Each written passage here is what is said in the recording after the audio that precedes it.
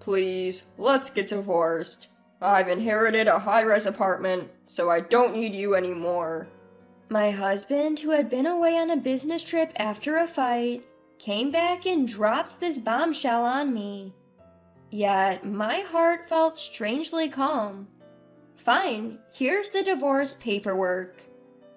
I handed him the divorce papers, already filled out on my end. He looked shocked, but quickly signed them, not fully grasping the hell he was about to experience. He left with a smile on his face. I'll wipe that smile off soon enough. My name is Diana. I'm 24 and live in a rural area far from the city. I went to nursing school at 18, graduated without a hitch, and became a nurse. I chose to work at the local hospital, even though many of my peers opted for big city hospitals in Boston or Los Angeles.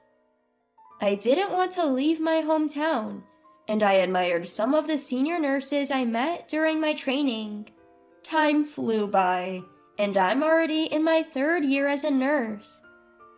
I work night shifts and weekends, so I earn more than most women my age. I was single and spent my money freely, investing in experiences and myself. In this rural area, people tend to marry around 25. Half of my friends are married, some even have 3 kids. Seeing them made me think that maybe marriage isn't so bad. So I managed to ask an acquaintance to introduce me to a certain man. So I got introduced to a man named Zeke, who's 29. He seems to be a salesman working for a large, well-known company in this area, and his monthly income is $3,000, so he has no financial problems. Also, when I met him and talked with him, he was a very gentlemanly person, and I gradually began to want to marry him. It seems that he was the same way, and even though he was 29 years old and the eldest of an only child, his parents were worried about his inability to have a girlfriend. A year after we met, we got married. I was 25, right when everyone else was getting married. My friends were happy for me, especially since my husband was a well-off businessman over 30. We had our dream wedding in a garden chapel, and I was on cloud 9. A few months into our marriage, my husband said, "Now that we're settled, let's set some ground rules. No interfering in each other's lives. No asking about work details, and I want separate rooms," he said. When I first heard my husband say he needed his own space, I was surprised. But then I remembered he'd been saying things like that even before we got married. I like having my alone time too, so I agreed with him on some level. If it made both of us happy, why not? At first, everything was fine, but gradually I noticed we were talking less and less. We both have busy jobs, so we decided not to interfere with each other's lives. We even started having separate dinners. My husband began coming home late, sometimes past midnight. I also have night shifts a few times a month, and I'm currently working in a neonatal unit, which often requires overtime due to staff shortages. So we started drifting apart. Before I knew it, we hadn't spoken for almost a week. That's when I started to worry. Don't you think this is getting out of hand? Can't we at least text or call each other once in a while? When I said that, my husband hesitated and didn't agree right away. He said he didn't want to do that because it would be too controlling. So the conversation fizzled out and time just kept passing. I reached my breaking point and finally confronted him. Enough is enough. How long are you planning to live like this? You avoid conversations, disappear on sudden business trips, and you're not even cooperative when I say I want to have kids.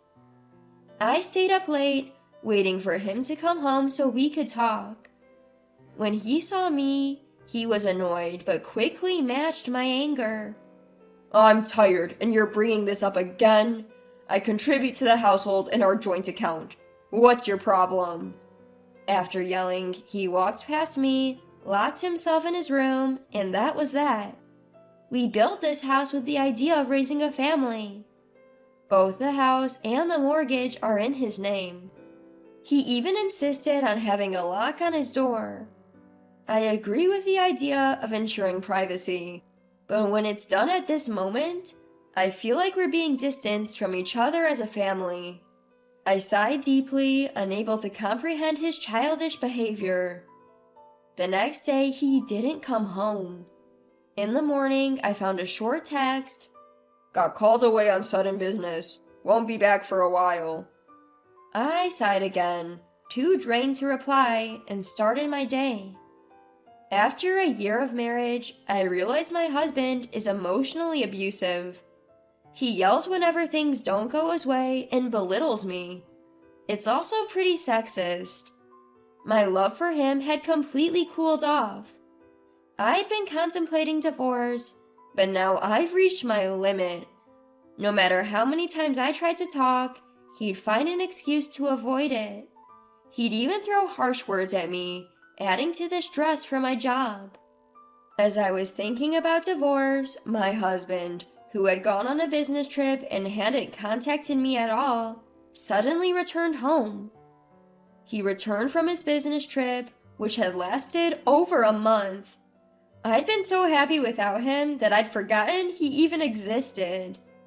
Just as I was about to file for divorce, he beat me to it. Please, just divorce me and leave.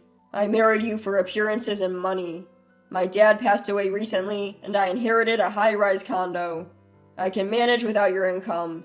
If you cheat, it saves my face too. So, you're useless to me now. He said this and waited for my response, staring intently. You want to break up with me that badly?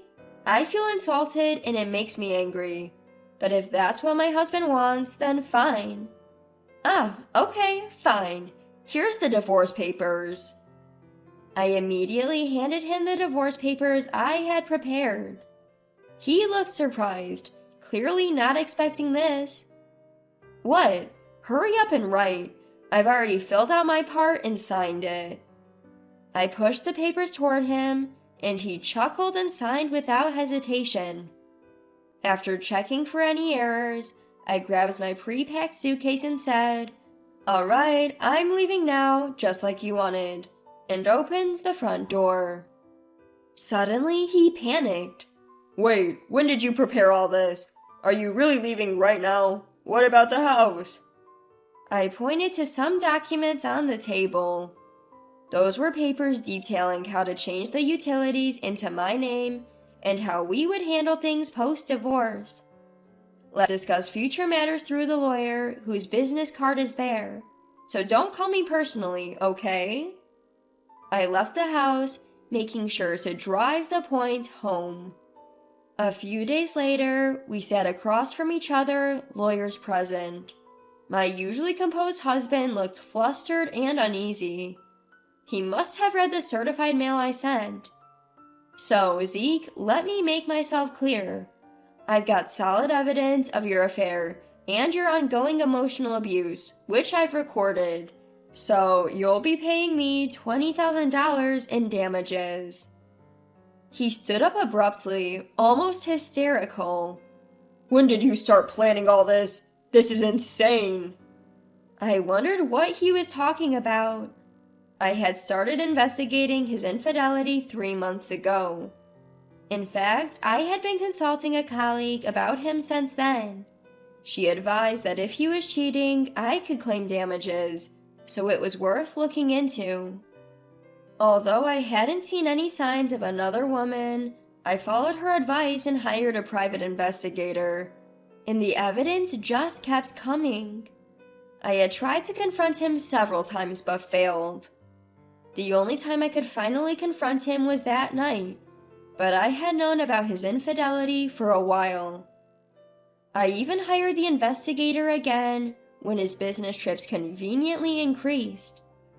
Turns out he was using the trips as an excuse to stay with his mistress, even pretending she was his wife at his stepfather's family funeral. So I knew exactly what he was doing while he was away on business. I also knew his stepfather had passed away, but since I wasn't invited and barely knew the man, I didn't attend.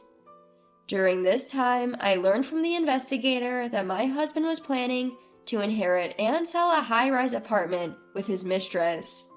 So I packed my bags right away. Certainly, my husband will bring up divorce. That's what I thought as I prepared the divorce papers and packed my suitcase. Surprisingly, I was spot on, and it was hard to hold back my laughter. His face turned pale the moment he heard it. Well, it makes sense. He had no secrets from me. So, you see, I knew all along. Will you be okay with that? Let's just settle on alimony for now, and then sell the house and car to divide the assets. Before I could finish, my husband interrupts. No way! I was planning to live in that house with her after kicking you out, and without my car, my job will be affected. So no, it's not happening. I was stunned but not surprised. My lawyer nodded and handed over the next document. My husband looked puzzled, so I explained. Those are marital assets we bought together. If you don't want to let them go for personal reasons, we'll calculate the selling price and I'll take half from our joint account. You're a salesman at a big corporation, and you can't understand a simple document? His face turned red with shame. He had no choice but to reluctantly agree and sign. In the end, he kept the house and car, but most of the cash went to me as alimony and asset division. He was left with just a few tens of dollars. We filed the divorce papers and became strangers. I was enjoying a peaceful life for a while, until a few months later, my ex-husband called. I ignored him at first, but he was so persistent that I finally picked up to give him a piece of my mind. Before I could say anything, he pleaded. Please, Diana, just lend me $1,000. Even though it's been a while, he's asking for money. I was about to hang up when he hurriedly continued. Actually, there are some issues with the high-rise condo, and I'm in trouble. Reluctantly, I listened, and he began to speak slowly. Apparently, the high-rise condo he inherited from his father-in-law was appraised for much less than he expected. The difference wasn't small, it was significant enough to be a problem. And it didn't stop there. The tax office got suspicious because he sold the high-rise condo immediately after inheriting it. They thought he might have bought it just to reduce inheritance taxes. I remember seeing news about how the wealthy are using high-rise condos for tax evasion, and the government is cracking down. My ex-husband, who probably never paid attention to such news, must have foolishly sold it right away to make a quick buck. As a result, the court determined he had to pay additional inheritance taxes. On top of that, his mistress Elisa found out about me and left him saying, "I didn't know you were married, you liar." She left just as he was planning to marry her after divorcing me. I couldn't help but laugh. He's been going through a lengthy divorce mediation ever since, and it finally ended in court.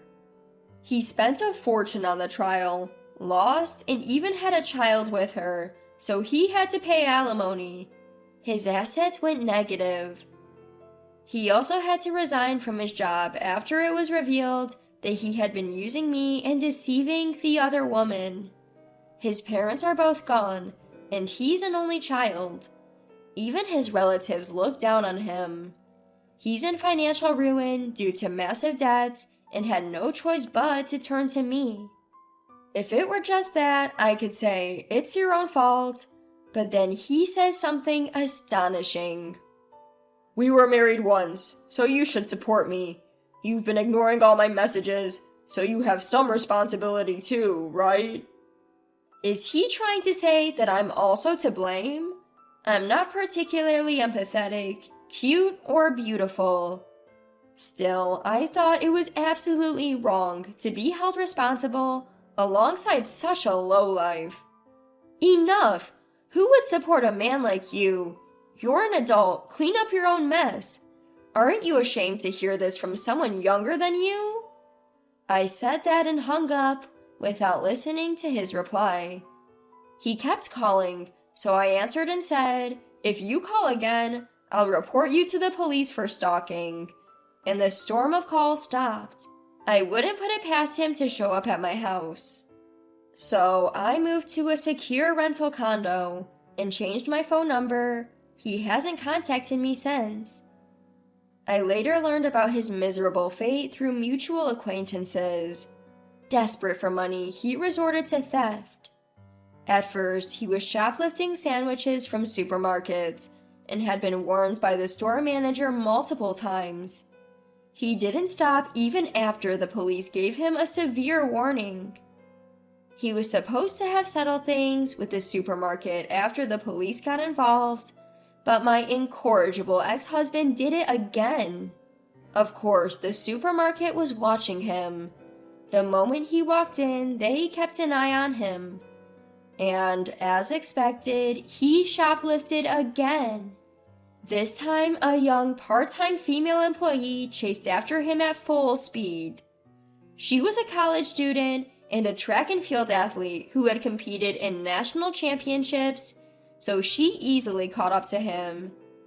However, the strength difference between a young woman and an adult man was too great, and he ended up causing her injuries, including a fracture that took 2 weeks to heal. That incident led to his prosecution for repeated theft and assault, and he was found guilty with a suspended sentence. Now he's homeless, living somewhere downtown, relying on the kindness of strangers. When I heard this, I couldn't even laugh. It was too tragic. But he brought it upon himself. He had no choice but to accept his fate as his own doing. As for me, when I turned 30, I transferred to a major hospital in Los Angeles as part of a promotion. I met a clinical engineer there, and we hit it off and started dating. He chose to be with me, even after I told him everything about my past. We dated carefully, lived together for a while, and got married at 35. Since I had built up a decent career, I decided to take it easy on the work front and focus on preconception care. Fortunately, within about 6 months, I became pregnant, and now I'm enjoying a happy pregnancy.